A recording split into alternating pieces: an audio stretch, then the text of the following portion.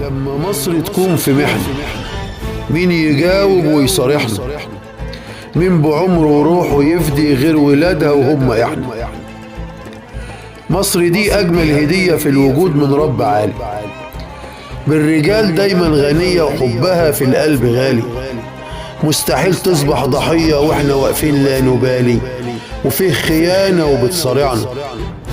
هم قوموا يلا بينا، مصر صرخت بتنادينا، ظلم شايفينه بعينينا والعدو جاي في الطريق، هو جاي عشان يدمر، مستحيل هيكون يعمر، وعلى الخراب بايديه مشمر، في الكلام بيقول صديق، مكره باين من كلامه، خسة مرسومة في سلامه، والحلال ضاع من حرامه وخلى عيشة الناس تضيق، خلى عيشة الناس في غزة وضع ساء من بعد عزة، وبحيل سوء مستفزة، وفكره هيولع حريق، فكره هيولع بلادنا وأرضنا وتاريخ جدودنا، والسكات مش راح يفيدنا، النفوس تعبت وشحنة، لما مصر تكون في محنة مين يجاوب ويصارحنا؟